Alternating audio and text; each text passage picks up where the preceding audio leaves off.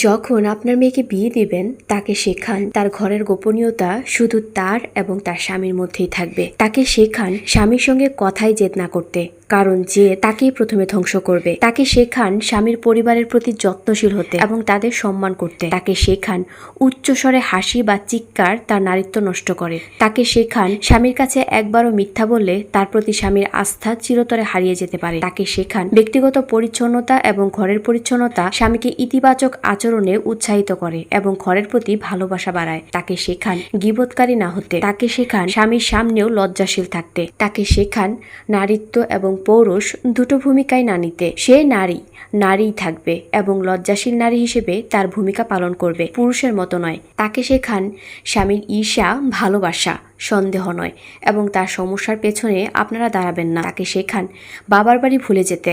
বাবার বাড়ি শুধু স্নেহ ও সাক্ষাতের জন্য, কিন্তু তার আসল বাড়ি হলো স্বামীর ঘর। তাকে শেখান তার স্বামী ছাড়া কেউ তাকে সহ্য করবে না। তাকে শেখান চিৎকার না করতে এবং সবসময় নরম কণ্ঠে কথা বলতে। তাকে শেখান আল্লাহর নির্দেশে স্বামীর উপর কর্তৃত্ব, নিজের মতামত বা কথা জোর করে চাপিয়ে না দিতে। তাকে শেখান প্রতিটি ঝগড়ায় তালাক শব্দটি মুখে না আনতে। তাকে শেখান যত বড় ঝগড়াই হোক স্বামীর শয্যা ত্যাগ না করতে। তাকে শেখান স্বামীর মুখোমুখি হাসি মুখে থাকতে এবং বিরক্ত না করতে। তাকে শেখান স্বামী কাছ থেকে ফিরলে এক গ্লাস পানি এবং হাসি দিয়ে তাকে স্বাগত জানাতে।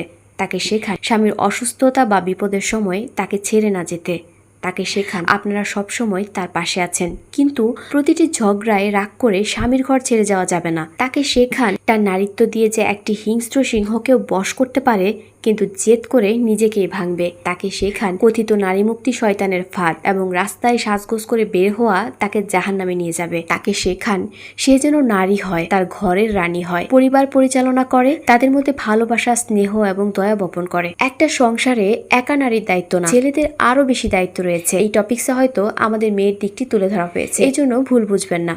পরিবার সুন্দর করতে, সুন্দর রাখতে যেগুলো ভালো মনে করেন সেগুলি গ্রহণ করুন। যদি ভুল থাকে সেটা আপনি বর্জন করুন। আর মতের অমিল হতেই পারে, সবার চিন্তা আর অভিজ্ঞতা এক নয়। যদি মনে করেন সুস্থ সমাজ গঠনে পোস্টটি ভালো লেগেছে, ভিডিওটি আপনার জন্য উপকৃত হয়েছে, তাহলে অবশ্যই শেয়ার করুন।